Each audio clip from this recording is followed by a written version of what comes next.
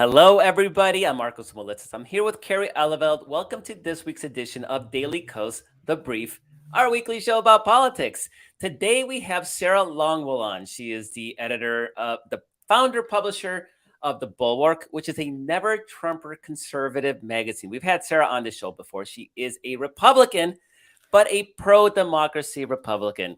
Right. So not the bad kind.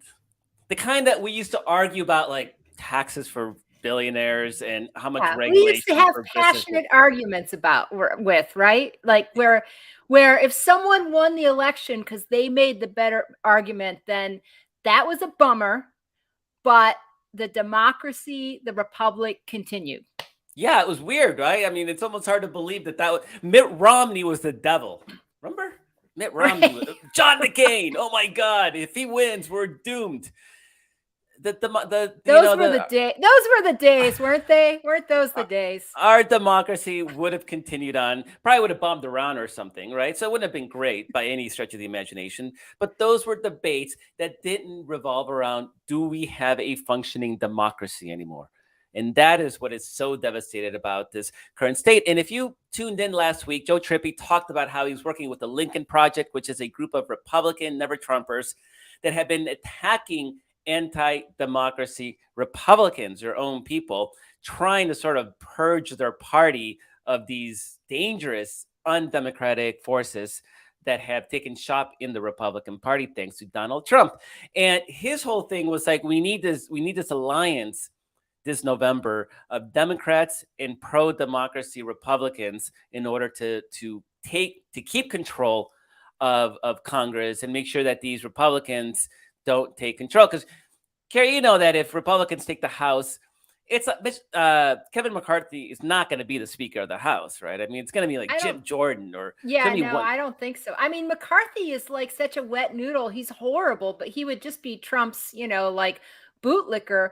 But I think it's going to be worse than McCarthy. It's going to be Jim Jordan. I do believe that. Only because I'm watching people who, really are sort of more attuned to Republican circles than I am. And they think McCarthy's out. If they win, McCarthy's out. Yeah, why would they stick with him? Why? No, you can see this. You can always see like Marjorie Taylor Greene and those type of, folks saying, oh, I don't know about that Kevin McCarthy. He doesn't really have our vote of confidence right now. Well, that's basically like, hey, listen, if we win, you're done, McCarthy, and we're going to get someone we like a lot better. So that's why after we talked to Joe Trippi last week, and he talked about the sort of coalition, we thought it would be a good idea to have one of those anti-Trump, pro-democracy Republicans on. We're not going to agree with Sarah Longwell on a lot of policy issues, but we do agree on the fact that we need a functioning democracy and a healthy two-party system that respects traditions of democracy, norms, and the Constitution. Crazy. We want to get back to a place where we can have those policy debates, those policy arguments. But right now, they don't matter because we're just trying to save the republic, folks. Like, that's what it comes down to. And that's what we had her on last year, Sarah Longwell. She's a friend of mine from back in D.C. And that's what we talked about. How do you save the republic? So that's the subject again, because it hasn't gotten any better since last year. So she'll be on in about 10 minutes. So before she comes on, though, Carrie, there is clearly fissures in that Republican Party right now, and particularly that deplorable 30%. Like, that's like the Trump core base, and it's not growing. I mean, we're not seeing any indication that this is a growing movement. It's big, though. So it's not big. It's dangerous. So it's incredibly dangerous, and particularly outsized powerful if we don't turn out in the same kind of numbers that we did in 2020. Like, if our turnout is down, they're going to turn out. We saw that last year. They're going to turn out. So we have this sort of threat, but they are deplorable, and they're starting to be deplorable against each other. Which is what we want. Rip each other to shreds, because that's what we want, right? Yeah. So, I mean, we have what now? 4 conservative social media outlets, including Trump's going to Bigfoot his way into that space. Here, he was supposed to do it last year. It hasn't happened yet because his usual Trumpian incompetence. But at some point, presumably, he'll step in. They're already Well, sort of attacking each other. right, and his social media site's really shaping up now that he's put former Congressman Devin Nunes in charge. I mean, Yeah, he's sharp as a tack, isn't he? I mean, if I need somebody to run my tech company, I look for a farmer with A dairy farmer. a dairy farmer. That's why Daily Kos is as successful as it is. Nobody knows this, but the CEO of Daily Kos is actually a peanut farmer. They just peanuts. Hey, don't diss a peanut farmer. I mean, Jimmy Carter was I pretty know smart. it was a terrible. I know. As soon as I said it, I kicked myself. I was like, "Damn! I should have picked a better option."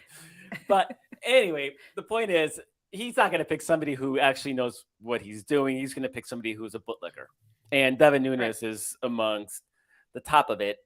And there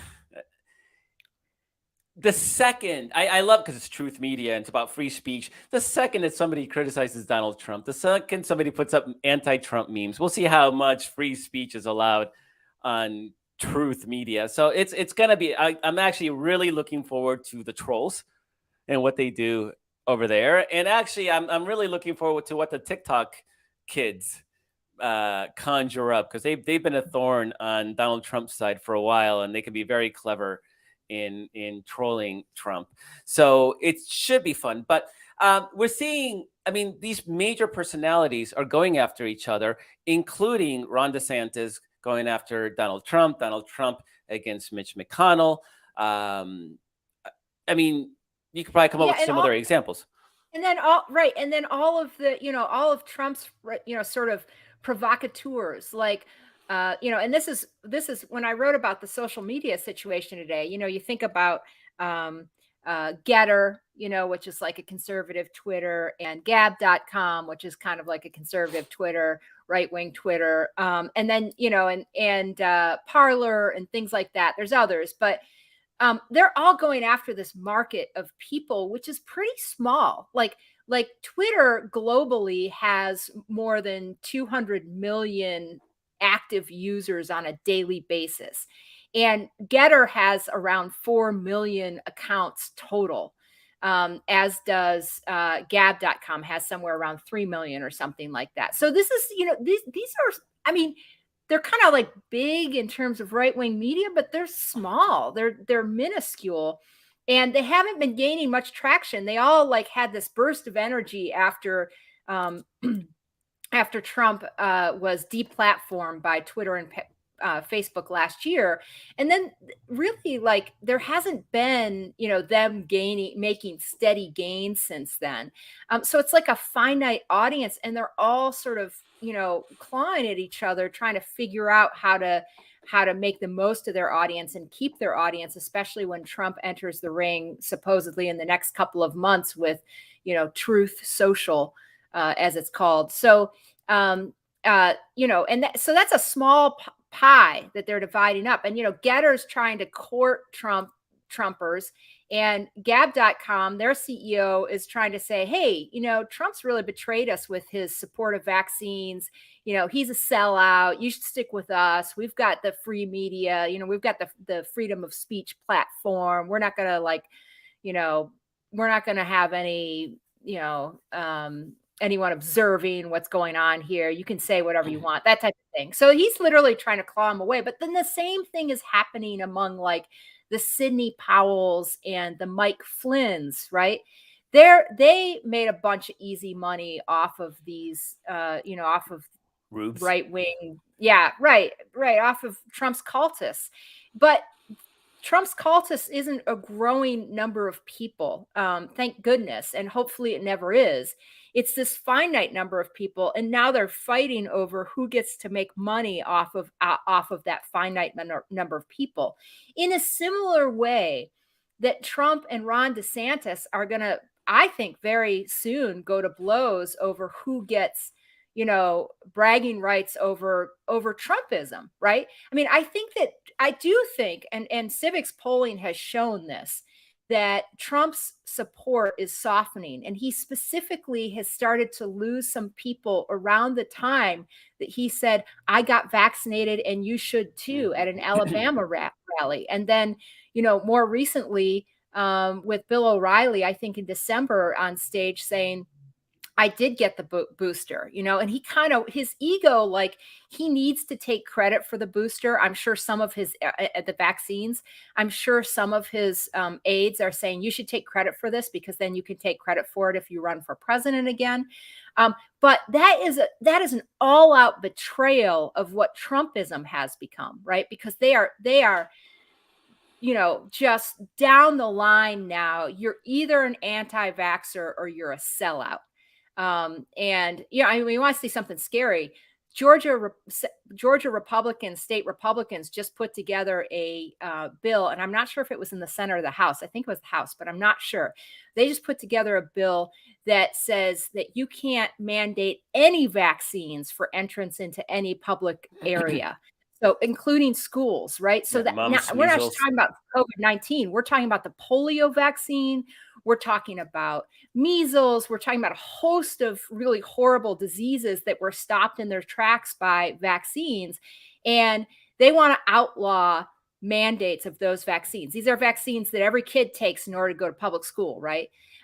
So, that is the Republican Party now. They've gone from anti-COVID vaccine to anti-vax. And Trump is starting to be out of step with the anti-vaxxers because he's even admitted that he's gotten the vaccine. And I think what you're starting to see is he might not have the strongest hold on Trumpism anymore. The question is, who's going to end up being able to wield Trumpism as a political power, and also whether or not Trumpism splinters down into these factions that are just infighting, because that would be ideal for Democrats and for the preservation of the Republic, in my opinion, is if they started fighting so much amongst each other that they divided up and couldn't agree on who they should vote for, when they should vote, etc. So to sort of summarize what you just said, Donald Trump is not Trumpy enough for a growing segment of the Republican Party base. That is mind-blowing. And like you said, in civics polling, we've seen, I think it's been 10 or 15 point net drop in his favorabilities. He used to be in the mid 90s. Now he's in the high 80s. Doesn't seem like a big deal, but for the last 5 years, there was no movement. That's among Republicans, by the way. Just to be clear, that was among Republicans. It's like a 7-point drop or an 8-point drop among Republicans since basically Election Day last year. Which, again, you may think, oh, only a few points. These people were rock solid, and so now you're starting to see what that anti-vaccination zealots, what sort of percentage of the Republican Party they are, and they may be around 10% at least, but that's spreading, right? Because these sort of trends don't just happen overnight. Not everybody heard the news overnight. They're going to start creating memes, and they're going to spread it, and they're going to talk, in their little crazy corners of the world. And Trump may have a real issue here, and he's really, really extra pissed at Ron DeSantis, the governor of Florida, because DeSantis is he's not ruling out running for president in 2024. And we really don't know if Trump is going to run, but he wants everybody to say that they're deferring to him. Whether he runs or not, he wants it to be his decision. He doesn't want anybody challenging him. So Ron DeSantis hasn't said that. I'm going to go on record right now saying I'm pretty sure Trump's going to run. And the reason I say that is that you saw last week that there's a lot of legal issues knocking on his door. And he wants the coverage. He wants the coverage of being president. So, but look, Sarah's here. Sorry, go ahead. Okay. All right. So let's bring Sarah on then. Sarah Longwell is the publisher of The Bulwark, which is actually, I know we're all liberals mostly listening to this. It's actually a fantastic publication. It's well considered and that thoughtful conservatism. That's important in our debate, in our democracy. It is important to have sort of those opposing viewpoints and understand what the other side is thinking. Problem, Sarah, is that you're a small percentage of that Republican Party now, right? That thoughtful conservatism is actually has been taken over by Trumpism, to the point where, as we were saying right before you came on, even Trump may not be Trump enough on the issue of vaccination. But anyway, Sarah, thanks for joining us. Sure. Such a pleasure. Yeah, thanks for having me. At this point, I sort of feel like the bulwark occupies, I forget the Republican, even forget the never Trump. We just try to occupy the sane center. You may have seen we actually picked up Will Salatan from Slate. So we're expanding beyond just trying to reach an audience because, in part, you're right. There's not. I think we started out with the goal of trying to say, like, okay, well, we're going to speak to we had this idea, maybe it was 30-40% of the Republican Party that was still sane. I think that it's been a real wake up call the last couple of years, but even just in 2021 post insurrection. I mean, that was the most illuminating and frightening part of it, because that's when you realize that, I don't know. I think I always had this theory that Trump was a cancer on the Republican Party, and if you could cut him out, you could go back to some of the more sane parts of the party. But instead, he metastasized. He's the entire party now. I mean, the thing that's happening right now that I sort of can't get over is JD Vance, who is a former fellow never Trumper, right, running for Senate against a complete lunatic in Josh Mandel, former somebody who used to endorse Mitt Romney. Josh Mandel, now a total lunatic. JD Vance has been in a lunatic competition with him.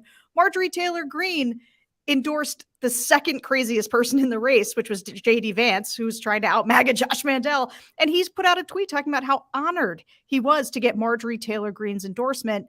Imagine that being a point of honor. It's just, it's really hard to get there. Come on. Hey, so listen, and that we're talking about, of course, this, I don't know if we said this, the Pennsylvania Senate race, but the open seat there, and Sarah's talking about the Republican field for the open seat in that Pennsylvania, or no, is it Ohio? Sorry. I'm sorry, Ohio. And JD Vance is hillbilly eulogy, which was like the belle of the ball for several years, right? It's like, oh, this is what rural America's is really like, and it wasn't MAGA.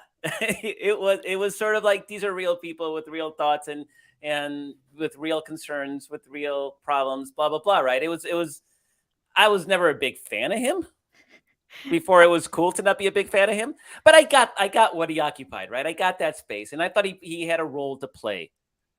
Yeah, sure. I mean, look, he was like celebrated by the New Yorker. He was like a New York Times, he was a bestseller, and people kind of thought he was the Sherpa that could take him through real America with empathy and see this sort of forgotten man and explain why people might have voted for Trump. But he himself was incredibly anti-Trump. And I mean, if you play clips from him in 2016-ish, he sounds just like me. He just sounds like a person who says Trump is a scourge on the Republican Party, and he's he's got fascist tendencies, whatever. And now it's funny, the Club for Growth. I mean, if you watch the Republican primary in Ohio, based on the 5 minutes of what I heard you guys talking about, it's a real microcosm of this, because the Republican on Republican violence is about who can be the most crazy. And so Club for Growth has entered the race on behalf of, I guess, Josh Mandel, but it's certainly against JD Vance, to tell you how he used to be a horrible never Trumper. And they play all the old clips of him from back in the day to show you why he's inauthentic. And of course, he's also being bolstered by $10 million of Peter Thiel's money while running on a big anti-tech populist platform. The whole thing is a farce. Yeah, it's crazy. Well, okay, so listen, let's back up a second and just say, you were talking about, when you started the Bulwark and kind of what you thought you guys were going to occupy in terms of a lane. And it turns out that there's a lot more, sort of, for lack of a better, more artful term, crazy Republicans out there that really are into Trump or Trumpism or whatever. What percentage of the Republican Party? I mean, it sounds like now at the Bulwark, you're trying to appeal to really both sides, like the sane, what you call the sane lane. We might actually not be part of the same lane, but we're pretty progressive over here. But anyway, what part of the Republican Party do you think you still have an audience with? So when I think about this, what I look at really is the number of Republicans who think that the election was stolen. Because that number has been sitting around 70% now for quite some time. So we sort of look at that. I look at that 30% and think, okay, well, what's going on with the 30% who doesn't think the election was stolen? And those people tend to be vaccinated. They tend to think that January 6th was a bad thing and not necessarily an Antifa false flag operation. And so, I still think that there's a remnant there. But the thing to understand about the Republican Party that's interesting, and I think people miss sometimes, is that there's a very clear political realignment going on where a bunch of people that have come into the Republican Party over the last 5 or 6 years are either people who used to be sort of these white working class voters who might have belonged to a union. They might have been an economic sort of populist Democrat. And because of the U-shaped theory, the horseshoe theory of politics, they've now circled around. Like a Bernie Sanders voter is almost, they may line up with Trump in some important ways. And as the Republican Party has gotten more populist to cater to these voters, these white working class voters have begun to comprise more of the Republican Party. That sort of country club idea of the Republican Party is fading. But the other piece, the critical piece, is all of the people who were just unaffiliated, people who didn't participate in politics at all. Like Donald Trump built a political infrastructure out of entirely new people who were previously disengaged in politics, who are now very engaged. And I think this is one of the reasons that Republicans, he was such a shock to the system, because it wasn't just that existing Republican voters were shifting. That was happening too. But there was also just this big blast of new people. It's why 2020 people were so shocked at the numbers that Trump was able to put up, because there was a whole bunch of people who just weren't in the system who he brought in.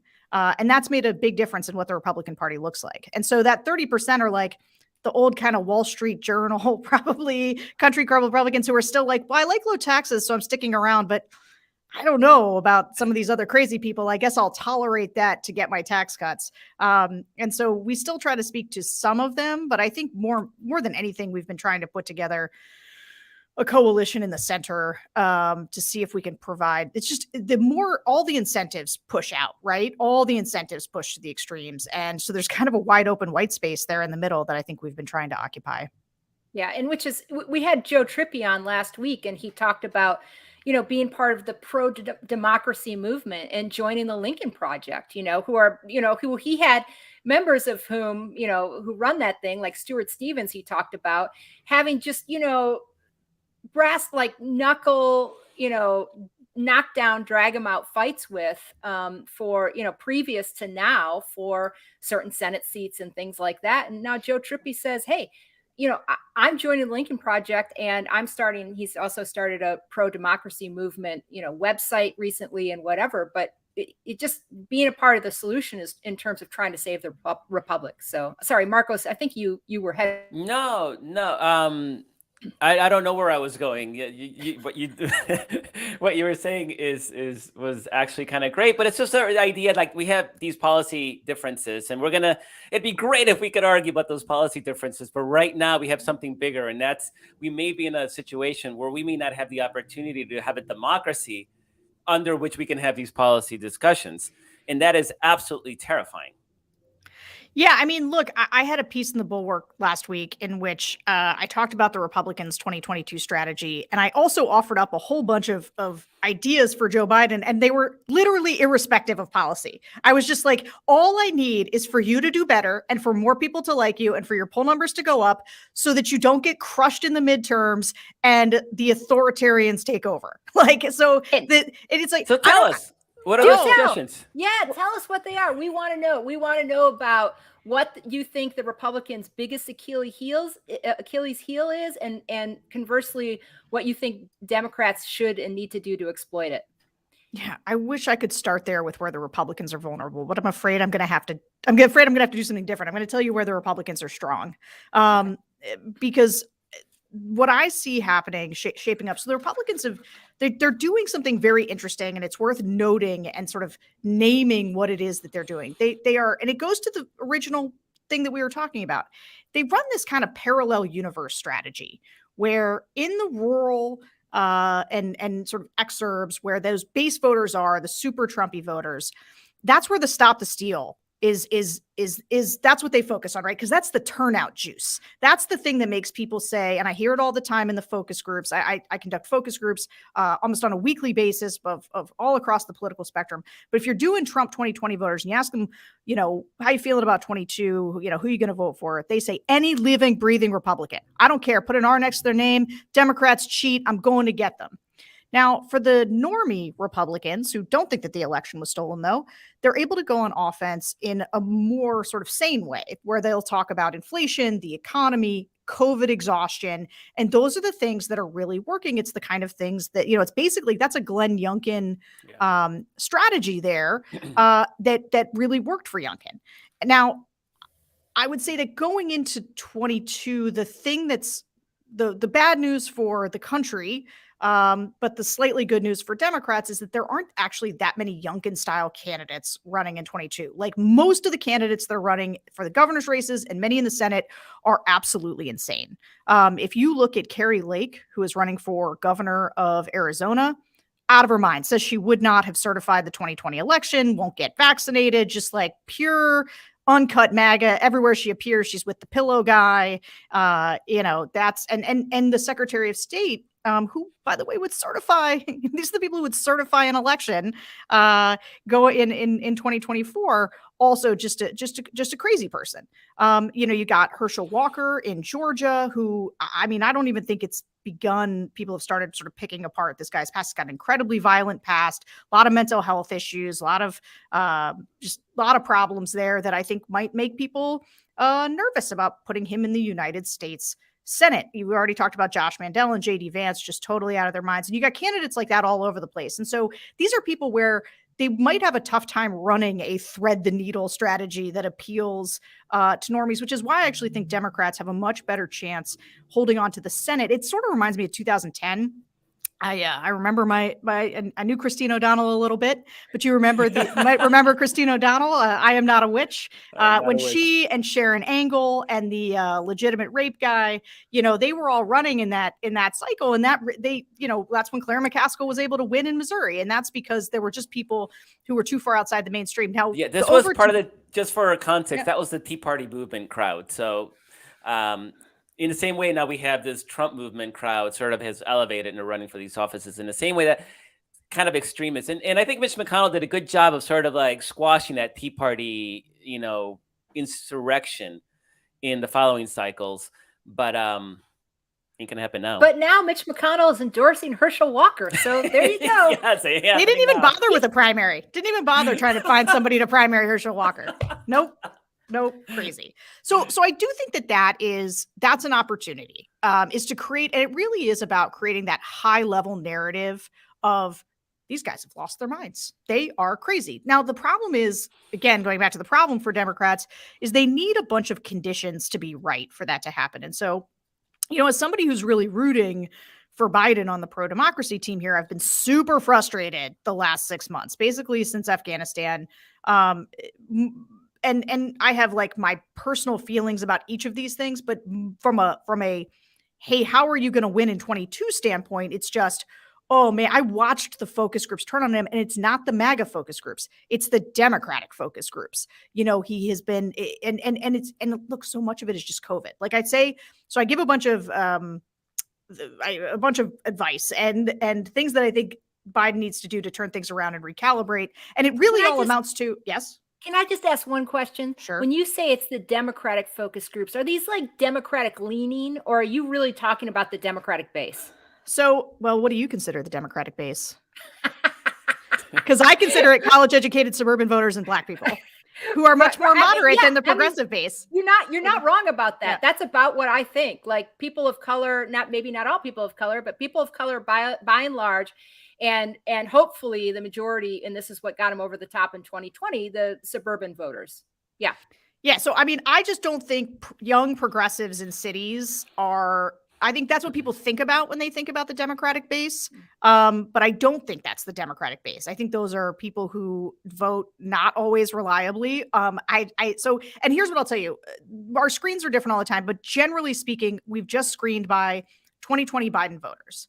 And we're just asking 2020 Biden voters. Now, sometimes we set them up specifically. They're 2016 Trump voters, 2020 Biden voters, and we're looking at swing voters. But I would say by and large, the thing that alarmed me most was when I was talking to just straight up Biden 2022 voters and hearing all the C's and D's and F's that they were giving him. And the problem with your very unruly coalition, to your point, is that the progressives are mad because he hasn't done enough on climate change. He hasn't forgiven student debt.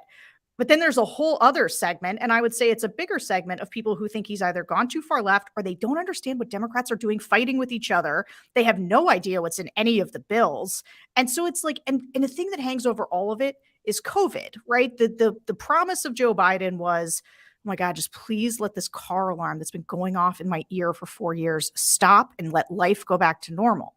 But the life kind of didn't go back to normal. You've had 2 surges, and those are not Joe Biden's fault, but I think when you have people waiting in line for tests and you have a CDC that's being really confusing, I mean, people are totally confused and they don't know, and their kids aren't in school and they're just miserable. And as long as people are miserable, they're going to blame the person in charge. And that's just it. And that's where you're seeing, Biden's numbers, when you're at 42%, like you're losing Democrats.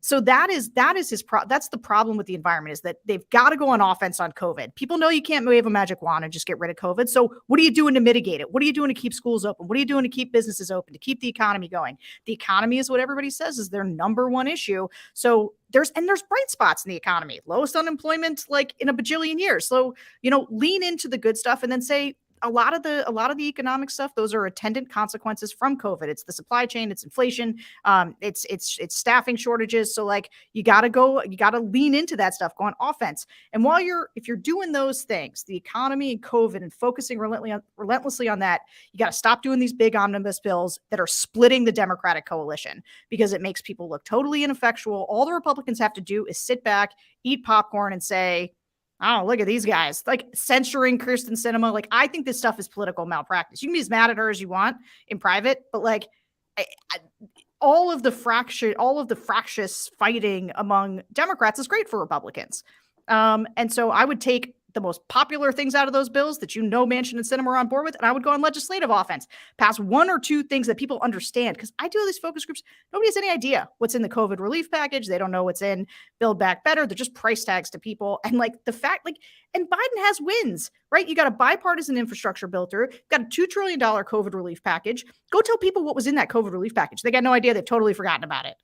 And then on my last thing, Biden, all the time, the focus groups, the Democrats are like, why don't we see him?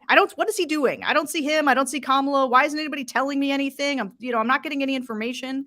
And I just think you got to get him out there. And I know he's old, but you got to get it. Go find 1,000 surrogates, tell them all to say the same 3 things and get them out there. It is time for relentless messaging, the message discipline of Republicans. I didn't know this. When I was a Republican, I thought it was easy. Thought it was easy. The message discipline of Republicans. I mean, Donald Trump, look at it. This guy would send off 10 executive orders, and they'd walk around being like, best economy for Black people, best economy for women. Look, we're cutting red tape. We've moved the embassy to Jerusalem. And then Jim Jordan would say it. And then every other Republican would say it. And they just tell you how great things are. And the Democrats are fighting with each other. None of them are on the same page. There's not effective surrogates. Biden's not out there enough. And so I'm just put a knife in your teeth, shake the Democratic coalition by the shoulders, and go on offense against these guys. And while you're at it, throw some elbows at Republicans, just the people whose names start with G. Gates, Green, Gomer, Gosart. They're crazy. They're crazy people. Define Republicans. Republicans do great at defining Democrats. Now, part of that's because they don't need to legislate ever, so they got lots of time to do that. But you got to walk and chew gum. So I'm just I'm an evangelist for the shake them by the shoulders, knife in the teeth offense. We got to pull it together because it's about to be bad, I think. Yeah, no, we have a running theory that the reason the January 6th commission has been so effective is because Liz Cheney is actually a Republican who is in charge, but really seemingly in charge, and actually is got that knife. She's wielding that knife. And we're certain the commission would never look like that if Cheney wasn't at the top of it. Also, I just, as an aside, I have to think too, because she knew where all the bodies were buried, when they sat down to strategize about what to do with that commission, it wasn't start small, guys. She was probably guys, This was a total effing conspiracy. Like, we need to go here, here, here, and here and connect all the dots, because I'm telling you, they all connect. So let's just do it this way. Anyway, sorry, that's an aside. But yeah. But I mean, the January 6th Commission is sort of a perfect encapsulation of the Democratic approach to things, right? You have Mark Meadows not show up, and they're like, well, we might perhaps maybe consider doing something about that. That's the messaging. Yeah. Tear our hair out. And it's been like this since I started paying attention to politics. So, Sarah, let me ask you this. So you do focus groups, and you have a podcast where you sort of, you were telling me you have somebody on to talk about, to view one of your focus groups, and then you guys talk about it. And you did this before the November election in Virginia, and you had, I think you said, was it James Carville that you had on? Yeah. Okay. So one of the things you brought up is sort of COVID exhaustion. And that's one of the theories about what happened in Virginia this past November. It was COVID exhaustion. I unfortunately haven't listened to that podcast yet, because I didn't even know you had one until I was redoing your bio, preparing for the show. So I definitely got to go back and listen. Can you tell us about that show, and if you actually saw hints about what was going to happen that November? Yeah, sure. So, it's funny. I was not somebody who did focus groups that much in my past, every now and then for something. But when Trump got elected and I started to get into this space, I was hanging out with all the sad Republicans. We're trying to figure out what to do. One of the things that caught us so off guard was the fact that Republicans had voted for Donald Trump. We were like, well, these are not the people at the think tank meetings I attend. These are, something is going on here that we don't understand. What, are people not interested in, our monetary policies? Apparently not. So I started doing the focus groups to figure out if you could primary Trump. Like, was there a significant enough portion of the party that you could actually primary him going into 2020. And you may recall, we had some conversation with Larry Hogan. That stuff was widely reported. Unfortunately, didn't get anybody serious to jump in. But I got addicted to the focus groups, because it was, as soon as you start listening to people, regular people talking, you're like, oh yeah, I've got it all wrong. And they'll tell you all the answers. They'll tell you all the answers months before any of the pundits start talking about them. And I got pretty addicted to them. And in 2020, they actually helped us really understand, a lot of the ads that people were running in the Never Trump space and others were these big bashing, Trump ads. And they would go viral on Twitter. We were doing that too, showing them to swing voters. And they were like, no, I hate this. I hate this. And that was where we sort of stumbled on the idea of doing the testimonials. So what we did was go find a bunch of real Republicans to say, hey, I've been a Republican all my life, and I'm going to vote for Joe Biden because Donald Trump's an insane person. And right. These were the Republican voters against Trump.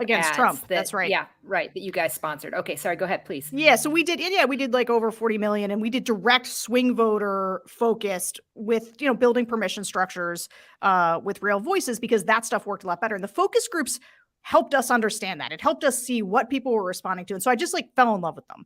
And so even in 2021, this is how I realized that after the insurrection, people didn't care. I went into these focus groups, the 2020 Trump voters hearing, expecting to hear a whole bunch of people say, it's gone too far. I can't believe it. And instead it was I know those weren't Republicans. Where were the guns if it wasn't Republicans? They're just, it was, and they had all these conspiracy theories. And so I just find them to be an incredibly valuable tool to figure out where people are. But one of the things that happens was I was talking about the focus groups so much that I felt, and I was writing about them so much, that I wanted to make people know that I was not making this up. I'm not filtering them through my own lens. And so I started to invite reporters to observe them, to write about them. And then I was like, you know what? I think people should hear the actual clips. And so I had the idea, well, now that we're doing all of them by Zoom and I don't have to, I'm not sitting behind the glass somewhere, I can record them and you just get people to sign releases. And so the show is, I will have a guest, a political operative, and I'll make them watch the focus groups too. And say, and then come on and discuss them, and we'll play clips from the focus group so that people can see, I'm not making this up. This is exactly how people are talking. It's what they're thinking. And we did a focus group, me and the one that James Carville and I did, going into the election. And you could hear it in these voters. These were Biden voters, and they were totally miserable. And they were mad about Terry McAuliffe saying that parents shouldn't have a role in school. And, Carville was close to the McAuliffe campaign and was sort of defending the fact that was taken out of context and it's being blown up. But there just was you could see it right there in the one we did beforehand, that this was going to be really, really close because people they just weren't feeling good and weren't buying. One of the things that was interesting, and this came through, I did a bunch of post game in Virginia as well with 2020 Biden voters who then voted for Glenn Youngkin. The thing that was coming through pretty clearly is that it wasn't, people talked a lot about critical race theory. There was a trans bathroom thing that had sort of was in the news a lot. That wasn't the thing that had swing voters mad. They just wanted their kids in school. That was it. Like, it was the COVID, the disruption, the not having the kids in school. It was the number one thing that you heard from parents who can't take it. And anybody with kids knows when your school suddenly goes remote or shuts down either for COVID or a snow day now, because now you have school if it's a snow day, you're just like, your day it's gone, right? And so that not being able to rely on school had become, it was just too exhausting for people. And that was clear in the pre and the post focus groups we did. So let me just say, so Sarah has now a, seasons of this focus group. What's it called?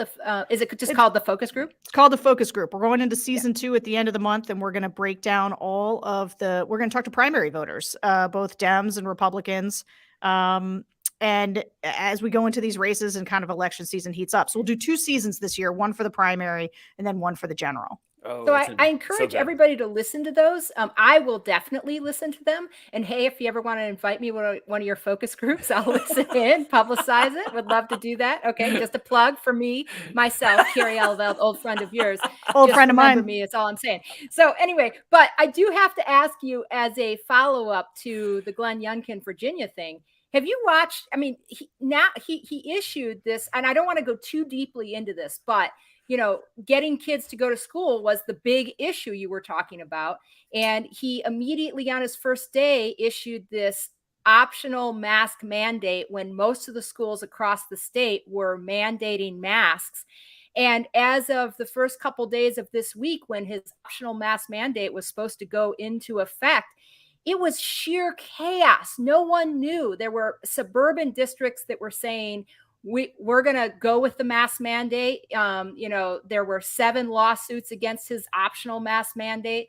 No one knew it seemed like the rural counties, some of them were going to go with the optional mask stuff, but it's sheer chaos across the state. Do you think that there's any way that becomes a stumbling block for Republicans? I mean, he may totally screw this up.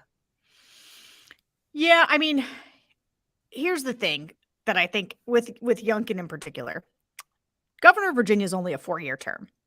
You get one shot at it. And I think he's running for president in 2024 if Trump, I think he's got his eyes on the next thing. And that means getting into kind of a DeSantis territory. I've actually been a little surprised. So I was against Youngkin because anybody who flirts with the big lie for Trump, they're out. They've but then when in the interim, after he was elected, I was like, maybe I was kind of wrong. Maybe he is a good path forward, good middle ground. But since he got into office, he totally jumped the gun on this mask mandate just for political reasons. And like you said, it was badly, right now in the middle of Omicron, I'm actually for somebody coming up with a plan for what are the benchmarks for when we're going to let kids not wear masks in school. Cause it sucks. It's terrible. And there's a lot of science that says, so there's, but right now, right in the midst of this and to have it, to have it implemented this poorly, that's just a bad management, which is the thing he's supposed to be good at. So is it going to backfire on Republicans overall though? I don't know. These are suburban voters. Man. It's their issue. No. Okay. Don't. Sorry, go ahead. I think it goes back to that whole Democratic inability to create villains and to have a unified message and to make him to the next villain.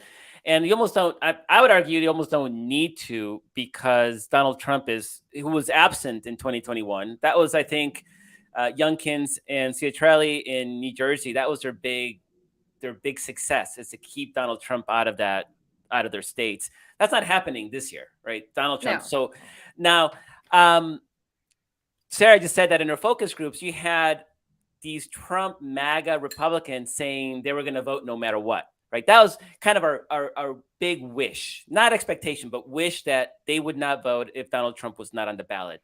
You're saying that's completely off the table, right, Sarah? They're engaged 100%. Yeah, this is my big fear for Democrats that I keep trying to explain. There's an asymmetric level of enthusiasm out there. And Donald Trump is on the ballot for the people that he attracts, and he is not on the ballot for the people that he repels.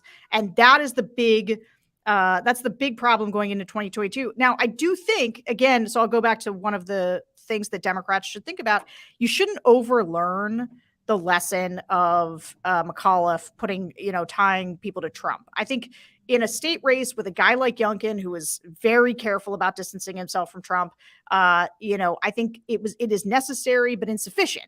It is insufficient. It can't just be that. But like, Trump is going to be lord over 2022. Not only is he going to make his endorsements, he was out there selling endorsements left and right now. Everybody's competing for them. And then he's going to involve himself in a bunch of these races. I agree with what Carrie said. I also think he's going to run, and I think he's waiting to see how 2022 goes. And I think if he thinks it's a landslide in his favor and a bunch of his Secretary of States that he think are going to help him out are in office, I think he's going to run. And so he'll want to be Donald Trump's number one ambition has never been to beat Democrats. It has always been to control the Republican Party and to have it bend its knee to his will, which it has done. And so he'll be all over. He and all of the candidates who want to be just like him and act like him are going to be all over these races. And that is the opportunity for Democrats. They shouldn't think, oh, well, we don't want to focus on Trump because didn't work for McAuliffe. That would be to overinterpret that lesson. Yeah. Okay. So I wrote over the weekend a piece that my column was, Democrats should just quit talking about Democrats. They shouldn't say another thing about other Democrats for the rest of the cycle, and they should only pillory Republicans, right? So I think you would probably agree with at least that basic headline. Genius. Okay. Yeah. Yeah. So, so my question is, what I think, I wish I'd made a longer list of these, but things that they should talk about. Like, I feel like Democrats should be talking about January 6th, because we're going to have a whole lot of revelations coming out of the January 6th commission. And Katie, that they're going to be good revelations. I think they should be talking about the Republican Party as an anti-democratic party. But like, if you were going to focus Democrats on what to talk about, what would you have them talk about? If you could pick 3 issues to just pound home over and over and over again, as if there were message discipline. I think that there's kind of an A and B side to every successful talking point. So I think you got to go on offense on COVID. Here's all the things we're doing. I do think that this is why I think Biden should take control now, because I think things are going to be better come August and September. And you want it to look like he tried, he made a difference and he was, creating that. And while you're at it, define the anti-vax Republicans. It is them who is keeping this with us. And so you got to do A and B. You got to go on offense and say like, hey man, we're getting COVID under control. We got flooded with tests. Numbers are down. And the only reason this stuff is still with us is because this right-wing infotainment media and a bunch of these Republican officials are completely pushing this anti-vax nonsense. And we got to get people vaccinated. That's the first thing. Second thing is, the economy. The economy is good. Let me tell you a positive story about the economy. We're getting inflation under control. Hopefully that's true at that point. But lowest unemployment, like, we brought it back. And the Republicans were the one who, destroyed this economy. And like, look how many jobs we've created since then. And also, again, when you talk about COVID, always bring it back to the economy. We're going to do everything we can to not let this virus disrupt the economy. We're going to keep the economy strong. Till the Dow tipped over yesterday, there was a lot of, he could do the how's your 401k doing, right? The market's good. So there's a lot of bright spots. So hit the bright spots in the economy. Create your own reality to some degree. Republicans don't even need things to be true to go out there. They built the wall for all the, you listen to them. So those are my top 2. And then my third thing is, to your point, is defining Republicans. So and not just anti-democratic. This is my honest opinion. Sure, it's crazy. Like, totally outside the mainstream. Like, Republicans have done a great job of saying to Democrats, well, they're socialists, right? You listen to Republicans now, they're just like, they're socialist, communist. They don't even know the difference between the actual ideologies. They just sort of say a bunch of words, but they're socialists. And Republicans are trying to make that stick to Democrats.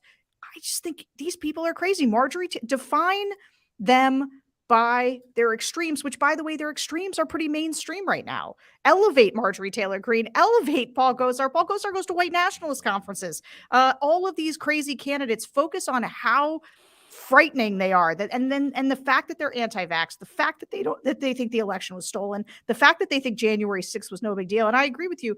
Like, I don't think you should here's the thing. I don't think you should make the January 6th stuff or democracy your number one issue. But I do think it has to be in the mix. And what I really agree with is that the January 6th committee needs to be like in prime time, holding hearings when this happens. Like, you do have another shot to redefine what happened and teach certain voters and keep it top of mind. And that needs to be part of the choreography. I just wouldn't lead with it because the daily lives of people are affected by COVID and the economy. And that's what they talk about.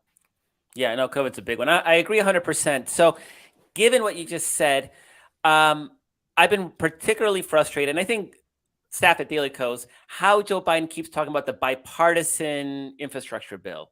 And instead of calling it its actual name, keeps giving Republicans credit for one of his signature accomplishments. Is there anything in your focus groups where people respond positively to the word bipartisan that would explain why the Biden administration is so hell-bent on broadcasting that one of his signature achievements was done with the help of Republicans? Yeah, I mean, I do. And I think that, first of all, with swing voters, and in general, I think that Joe Biden, look, you guys have a fractious coalition. It's tough to hold that thing together. And I think that they've been trying to give progressives what they can, but they also know that when it comes to swing voters and when it comes to moderate Democrats, a lot of whom put them over the top in 2020, that these are people who felt like the promise of Joe Biden was to unite the country.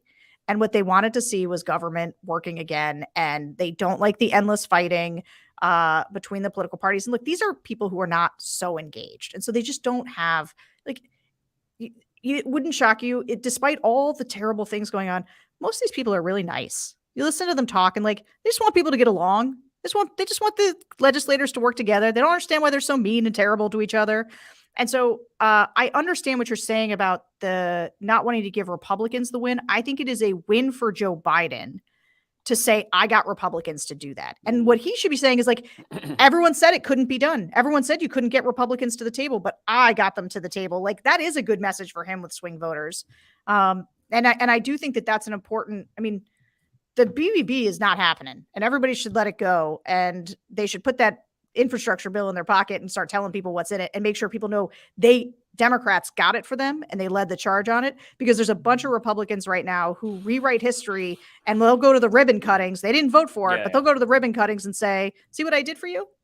Yeah. Historic investments, from from Governor Ducey, I see that all over the place. So yeah, that with not a single, and that's not the most of those are from the American Rescue Plan, which not a single Republican voted for. So, that's right. All right. We're probably over time. Do you have one last nugget of genius for our no pressure that they will remember for the years to come? I heard Sarah Longwell say it on The Brief. That's a great question. While you think, Sarah, go ahead and think about it. Well, I just want to say my takeaway, and I can't explain how much joy I got out of it, was you recognizing that as a Republican, you never appreciated how hard it is to keep us Democrats together. Because, oh, buddy. I gotta tell you, it's right. So I've only done Republican stuff up until like 2017, and I don't want to cast aspersions. I just you want to do something? I'll tell you, there should be fewer icebreakers in meetings with Democrats. There should be fewer talks about feelings.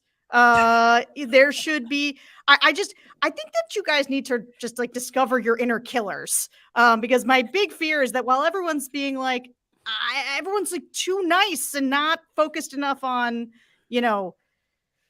just, really getting into it. Like Republicans are, everybody gets in, they sit down, they're like, who are we going to go get? How are we going to do it? What's the message? How's everyone get on the same page? And it's very efficient. And you guys have like a lot of like talking that you need to do, a lot of like things you need to feel like you need to get out before. And I will never give up saying that I'm a Republican just so I don't have to do any of that. Just so when it comes to icebreakers, you can be like, F you, let's get to the real stuff. That's right. So, no one expects anything out of me as the Republican. Yeah.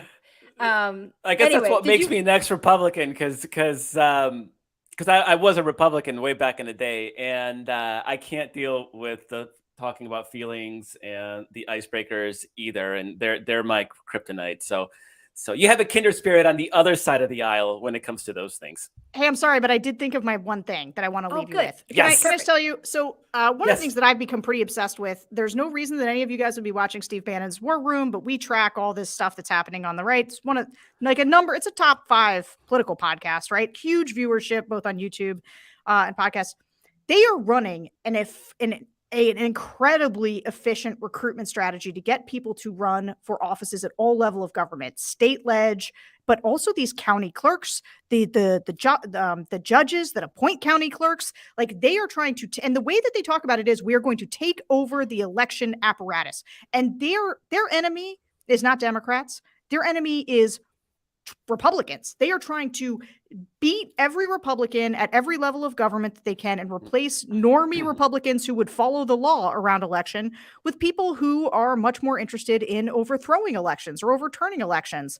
And I think that I've been kind of banging this drum for Democrats that there needs to be a much bigger response to that, because so many of these races are uncontested. People don't even know about them, but I'm talking like precinct level. They've got a massive recruitment strategy that has to be countered.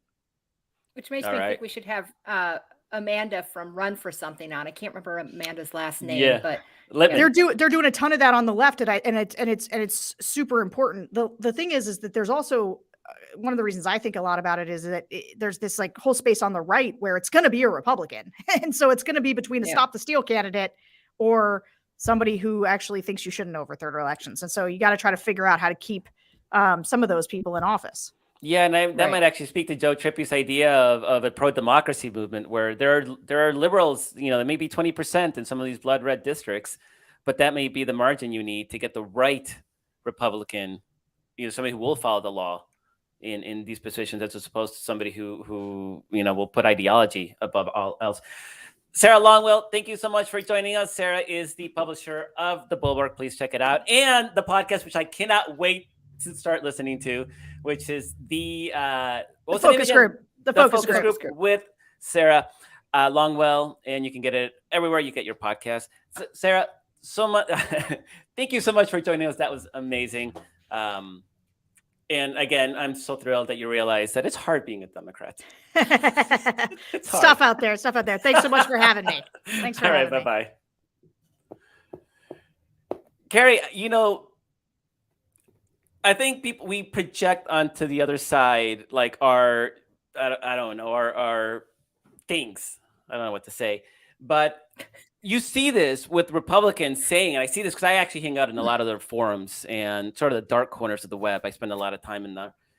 And it'll be like, I wish Republicans had as much message discipline as Democrats. And I want to tear my hair out because... Oh, God. I see that in the comments all the time. I see it in the comments all the time.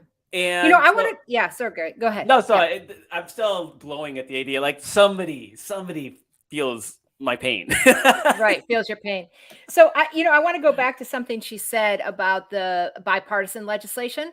Just real quick, a last point, which is she was talking about get Biden being able to say, I got Republicans to do that. And I actually think, I know there's a lot of people who don't want to give Republicans any credit, but I think Biden being able to say, I got Republicans to do that is great on multi levels. And one of them is it appeals to her focus group people who just want people to get along and like get stuff done. Right.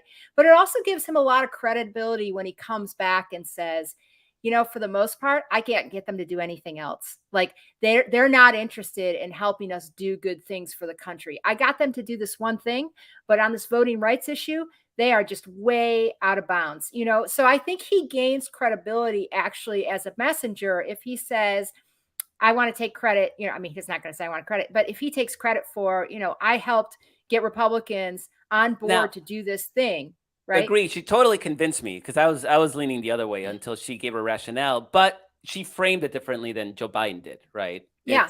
So she framed it as this is an accomplishment of mine. Nobody thought this, we could get both parties working together. I was able to do that. It also counteracts the idea that he's an adult old man, that he's senile, all this nonsense, right?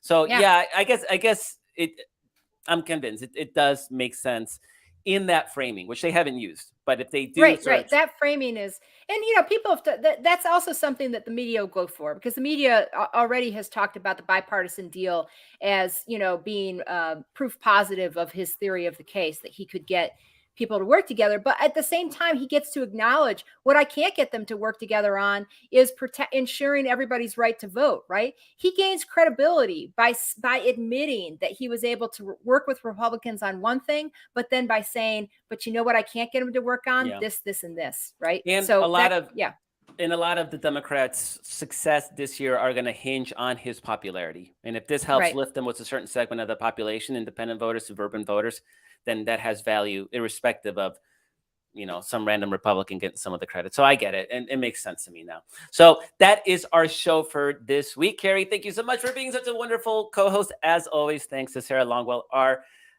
guest today. Thanks to Walter Einenkel for producing, to Kara Salaya for promoting, everybody else in the Daily Coast brief team. Thanks you, our listener, our viewer, our reader, for being in the fight with us. This year is everything. Our democracy is on the line. So glad to have you fighting by our side. Thanks so much. Have a wonderful week. See you next week.